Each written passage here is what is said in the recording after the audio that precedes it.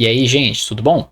Hoje eu trouxe aqui uma questão bem interessante para vocês, é uma questão que não é muito difícil, mas está longe de ser uma questão fácil, é uma questão de demonstração, né? Então nunca é fácil esse tipo de questão, mas a gente vai resolver ela aqui. Vocês vão ver que a solução é bem rápida, uma vez que você entende o que tem que ser feito, e é uma sacada que pode ser muito útil para alguns outros tipos de problema que eu vou mostrar para vocês, beleza? Então, antes de eu começar, não esqueçam, por favor, de deixar o like nesse vídeo e inscrever no canal se ainda não é inscrito, para você não perder os vídeos futuros. Beleza, gente? Então vamos dar uma olhada nela aqui. Mostre que não existem reais x e y, tais que 1 sobre x mais 1 sobre y igual a 1 sobre x mais y. Essa questão eu vi num canal gringo muito famoso, que é o canal do Michael Penn, que ele resolve ela, mostra outras condições nesse problema, que são mais ricas, né, vamos falar assim. Eu vou me ater só à solução padrão, tudo bem? E aí, gente, o que acontece? A primeira coisa que eu vou escrever aqui é o mais óbvio, digamos, que x e y tem que ser diferente de zero, certo? Porque estão no denominador, então isso aí já é para ficar bem estabelecido. E a segunda coisa, gente, é o seguinte. Observem que essa equação ela é totalmente simétrica, né? Ou seja, se eu troco o x e y de lugar, a equação é totalmente igual, né? O papel do x e o papel do y no problema é o mesmo. E aí o que acontece, gente? A gente vai supor que existe uma solução. Eu vou supor que existem x e y reais que satisfaçam isso. E aí o que acontece? Como são dois números reais, eles são relacionados por uma constante que é um número real. Ou seja, vamos supor que você pega um número real qualquer, o número 1 menos raiz de 3, ok? E você pega outro número real, que é o número π, por exemplo. Se você fizer 1 menos raiz de 3 e dividir por π, isso continua sendo um número real. Eles podem ser feios o que for. Existe um número k aqui, né? Vamos falar, que é a razão desses dois números reais. Ou seja, posso falar que 1 menos raiz de 3 é igual a uma constante k vezes π, né? Ou seja, por que eu estou falando isso tudo? Porque se x e y são reais, eu posso dizer que y é um número real vezes x, ok? Então aqui a é um número real, então vou colocar aqui a pertence aos reais, beleza?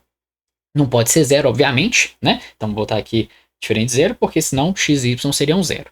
Então, gente, eu posso reescrever o y como uma constante vezes x. E vocês vão ver que isso acaba com o problema. Olha só, juntando essas duas informações, nós temos então aqui 1 sobre x mais 1 sobre a vezes x igual a 1 sobre x mais ax, beleza? Com isso, eu posso botar o 1 sobre x em evidência, né? Então, olha só, vou ficar aqui com 1 sobre x vezes, vai sobrar 1 mais 1 sobre a, igual a 1 sobre x, vai caber ali, vezes 1 sobre a mais 1. Concordam? E como x não é zero, né? Eu posso vir aqui e cortar esses termos. E observem que a minha equação se reduz a simplesmente uma equação com o a. Ou seja, eu vou descobrir qual constante relaciona x e y para que essa equação seja verdadeira, né? Então, a gente vai ficar aqui com 1 mais 1 sobre a igual a 1 sobre a mais 1. Eu vou multiplicar a equação inteira por a vezes a mais 1, né? Então, eu vou ficar com o seguinte. A vezes a mais 1 mais a mais 1, certo? Igual a a. Vocês concordam? Quando tirar o MMC e tudo mais, vai ficar desse jeito. Ou seja, vou ficar aqui com a ao quadrado mais a mais 1 igual a a. Posso cortar um a de cada lado aqui, certo? Vou ficar com a seguinte equação. A ao quadrado mais a mais 1 igual a zero. Ou seja, uma equação do segundo grau. Se eu resolver ela, eu acho qual é a constante que relaciona x e y para que essa equação seja verdadeira. O problema é que, se vocês já olharem com atenção, essa equação não tem solução real. Se a gente resolver ela, eu vou resolver aqui, olha só, vamos ficar com a igual a menos 1 mais ou menos raiz de o b ao quadrado aqui, né, fica 1 menos 4. Ou seja, isso aqui vai dar menos 3 sobre 2. Ou seja, resolvendo por completo, isso aqui vai ficar menos 1 sobre 2, mais ou menos i raiz de 3 sobre 2, certo?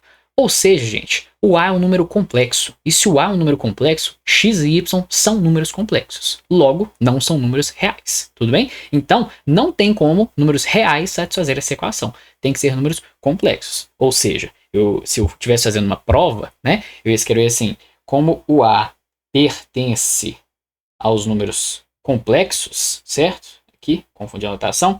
Então, necessariamente, x e y pertencem aos números complexos, beleza? Ou seja, x e y não são números reais puros, beleza, gente? Então vocês veem que assim, o problema sai muito rápido, mas você tem que ter essa ideia de escrever um número como uma constante vezes o outro. Às vezes, em equações de números inteiros, que a equação é toda simétrica, você faz x igual a y igual a z igual a um número só, e aí a equação fica mais simples, você acha um limite para a equação, enfim.